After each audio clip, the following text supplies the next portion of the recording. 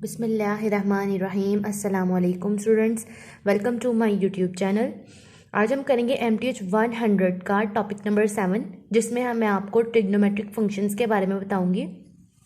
तो सबसे पहले आपको एक डायग्राम नज़र आ रही है, ठीक है। ये आपके पास एक ना फंक्शन है। आपके पास फंक्शंस होते हैं बेसिकली ट्रिग्नोमेट्रिक के 6 फंक्शंस होते हैं, ठीक है। Sine, cos, tan. जिन्होंने फर्स्ट टाइम करना है वो इन चीज़ों को नोट करें। हमारे पास ट्रिग्नोमेट्रिक के 6 फंक्शन होते हैं, sine theta, cos theta, tan theta, उसके बाद सीक थीटा, कोसीक थीटा एंड कॉट थीटा, ठीक है। ये आपके पास ट्रिग्नोमेट्रिक फंक्शंस होते हैं। आपको जो सामने नज़र आ रहा है ना, एक हमारे पास बेसिकली है 4 क्वाड्रेंट्स, ठीक है। 4 क्वाड्रेंट्स हमारे पास होते हैं। ये हमारे पास फर्स्ट क्वाड्रेंट है, सेकंड, थर्ड एंड फोर्थ, ठीक है। 4 क्वाड्रेंट हो गए। अच्छा, इन 4 क्वाड्रेंट्स में ट्रिग्नोमेट्रिक फंक्शन में क्या होता है कि जो फर्स्ट वाला क्वाड्रेंट है ना, वो एक्स से लेके वाई तक, देखें इसमें इधर क्या होता है, आपके पास सारे के सारे जो ट्रिग्नोमेट्रिक फंक्शन है वो पॉजिटिव होते हैं। साइन, कॉस, टेन, सीक, कोसीक, कॉट, ये सारे के सारे इस फंक्शन में जो है ना, इस क्वाड्रेंट में पॉजिटिव है। सेकंड वाला जो क्वाड्रेंट है ना, उसमें साइन और साइन के साथ कोसीक, ठीक है, साइन एंड कोसीक थीटा, ये दोनों पॉजिटिव होते हैं। थर्ड वाला जो फंक्शन है उसमें है टेन पॉजिटिव, ठीक है, टेन पॉजिटिव होता है या फिर कॉट पॉजिटिव होता है। एंड द लास्ट वन आपके पास है 4 वाला क्वाड्रेंट, उसमें कॉस पॉजिटिव होता है या फिर हमारे पास सीक पॉजिटिव होता है। इसको आसान लफ्ज़ों में याद रखने का मेथड आपके पास यही है। आप ना एक लाइन याद कर लें, ठीक है, यहाँ पे अपनी सेंस के लिए, ऑल स्टूडेंट्स टेक कॉफ़ी, ठीक है। अब इसमें देखें, ये जो ए है, एस, टी एंड सी, यहाँ से ए आप कह लें ऑल, ठीक है, ऑल पॉजिटिव होंगे। एस से यानी साइन पॉजिटिव होगा और साइन का इन्वर्स होता है कोसीक, ये दोनों पॉजिटिव होंगे। जो थर्ड क्वाड्रेंट है उसमें टेन यानी टी, टेन पॉजिटिव होगा और टेन का इन्वर्स कॉट होता है, वो पॉजिटिव होगा। और जो 4 वाला क्वाड्रेंट है उसमें आपके पास कॉस पॉजिटिव होगा या फिर उसके साथ साथ सीक पॉजिटिव होगा।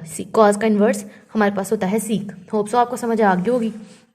नेक्स्ट देखें, इन्होंने हमारे पास कोसाइन फंक्शन के बारे में जो है ना प्रॉपर्टीज़ दी हैं। कोसाइन फंक्शन में क्या होता है, कोसाइन बेसिकली कॉस की शॉर्ट फॉर्म कॉस कहते हैं, वैसे कोसाइन होता है, ठीक है। कॉस में क्या होता है कि हमारे पास अगर फंक्शन है ना, उसके साथ जो पैरामीटर है ना थीटा, उसके साथ माइनस है ना, ठीक है, और ब्रैकेट में, तो कॉस क्या करता है, इस माइनस को ख़त्म कर देता है, ठीक है। तो कॉस हमारे पास आता है कॉस थीटा। अगर हमारे पास कॉस का फंक्शन है 180 माइनस थीटा, ठीक है, यानी कि वो 180, यहाँ पे हमारे पास 0 है, ठीक है, ये 90, 180, 270 एंड 360, ठीक है। तो हमारे पास कहते हैं कि कॉस जो है ना, कॉस 180 माइनस थीटा, यानी कि अगर हमारे पास ये जो कॉस है, कहते हैं 180 से बिलो, 180 से बिलो में वो कहते हैं कॉस हमारे पास पॉजिटिव होता है कि नेगेटिव। तो यहाँ पे तो साइन और कोसीक पॉजिटिव होते हैं, कॉस तो यहाँ पे नेगेटिव होता है, इसलिए यहाँ पे आएगा कॉस के साथ माइनस थीटा, ठीक है। नेक्स्ट देखें, कॉस थीटा माइनस 80, यानी कि आपके पास माइनस 80 से बिलो है ना, तो फिर भी आपके पास जो है ना कॉज नेगेटिव होगा। होप सो आपको ये चीज़ समझ आ गई होगी। फिर कहते हैं cause is positive in the first and fourth quadrant, कि कॉज फर्स्ट और 4 वाले क्वाड्रेंट में पॉजिटिव होता है। तो मैंने आपको बता दिया था कि यहाँ पे सब पॉजिटिव है, तो जाहिर है कॉज भी पॉजिटिव होगा, एंड 4 क्वाड्रेंट में कॉज पॉजिटिव होता है। ये बेसिकली छोटी छोटी आपकी चीज़ें थी, आपने जहन में रखनी है, ये MCQs के तौर पर बस आनी है।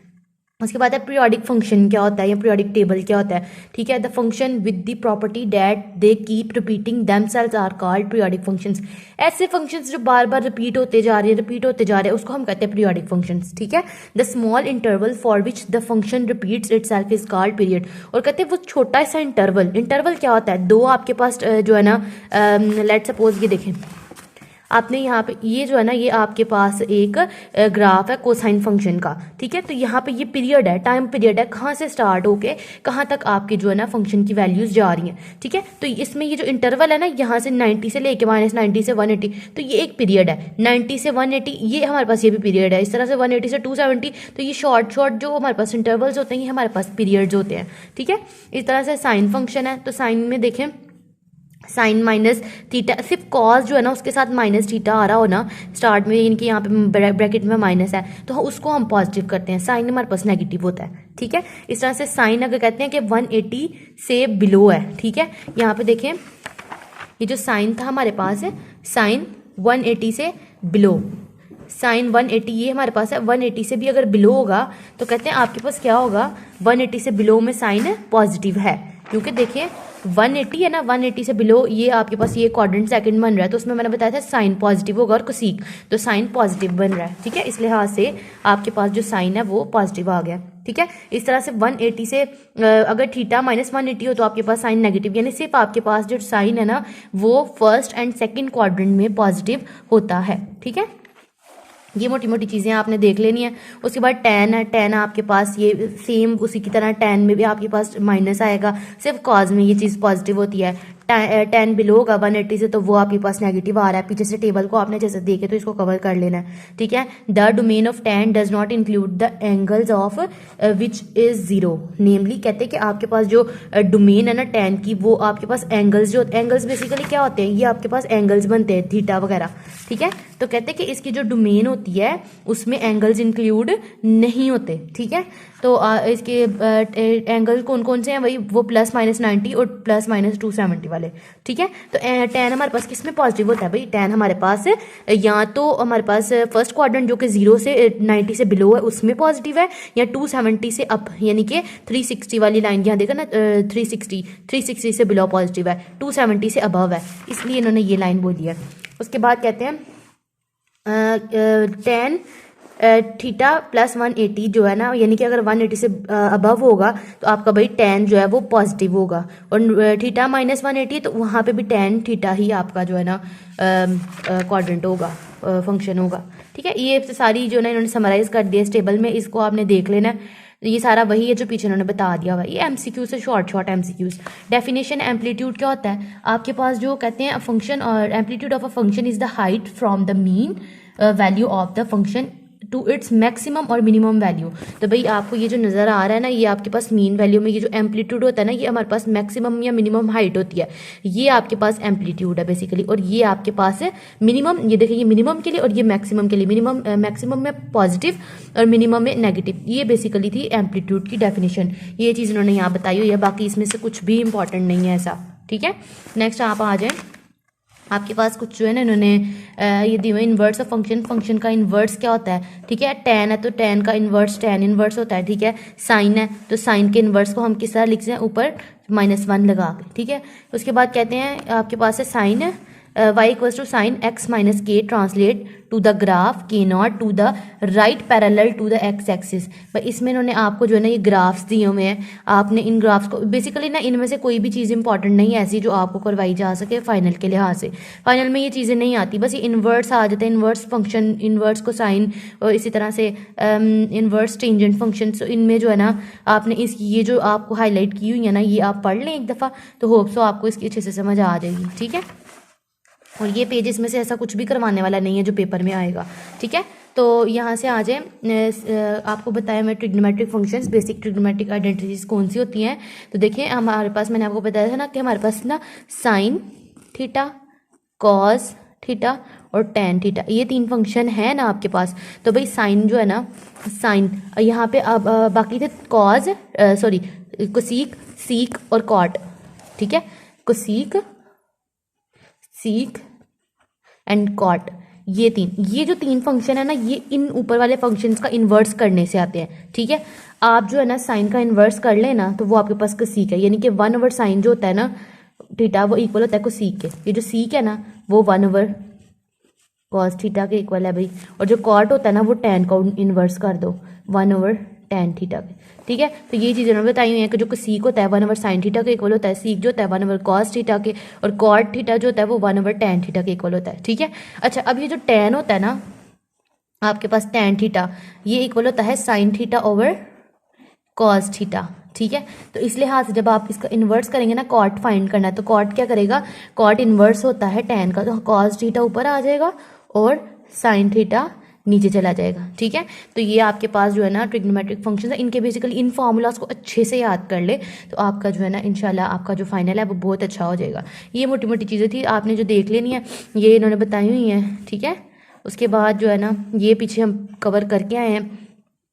फिर देखें आपके पास है ये देख, इसमें भी देख लें, जो कॉज है ना उसमें माइनस थीटा हो तो वो कॉज थीटा होगा, अदरवाइज सारे के सारे फंक्शन है उनके साथ माइनस आएगा। अच्छा, ये जो सीक है ना ये कॉज का इन्वर्स होता है, इसलिए जो है ना सीक भी आपके पास पॉजिटिव है। ठीक है, उसके बाद देखें ये आपने जो है ना आइडेंटिटीज याद कर लेनी है। Sine square theta plus cos square theta equal होता है 1 के। ठीक है, ये रिजल्ट भी अच्छे से याद कर लेना है। और ten square theta plus 1 equal होता है सीकेंड स्क्वायर थीटा।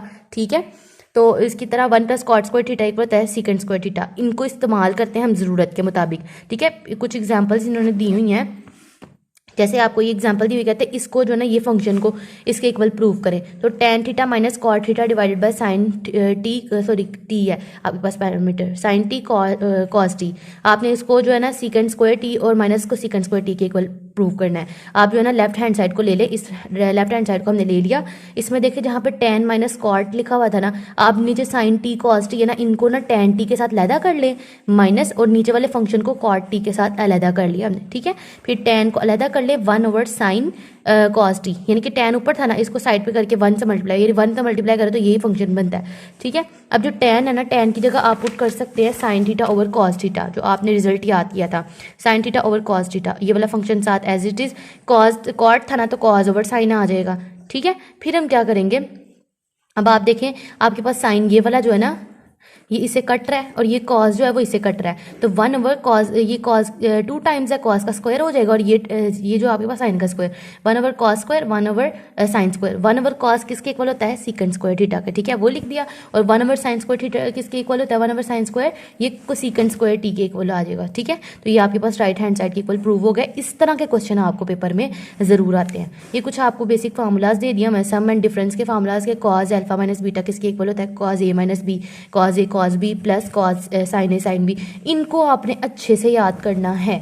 ठीक है, ये सारे फार्मूलाज आपने याद करने हैं लिख के, ताकि आपको भूले ना। इस तरह से डबल एंगल के ये फार्मूलाज है, इन फार्मूलाज को भी आपने अच्छे से याद कर लेना है। ठीक है, ये याद करने, इनको आप क्वेश्चन वो कुछ ऐसा दे सकते हैं जिसमें आप ये पुट करके जो है ना फाइंड करके दें। ठीक है, इसी तरह से आपका एक क्वेश्चन है, आपको कॉज 165 दी और कहते हैं एग्जैक्ट वैल्यूज की फाइंड करनी है।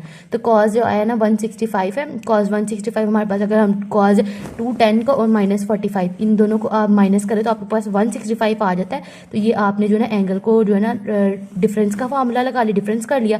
अब ये कॉज, ये पहली वैल्यू अल्फा है और दूसरी को आप बीटा कह ले, कॉज अल्फा माइनस बीटा, उसका फार्मूला क्या होता है, cause alpha cos beta plus sine alpha sign beta. ये ऊपर आपने फार्मूला, ये सबसे ऊपर नजर आ रहा है, वो वाला फार्मूला अप्लाई किया।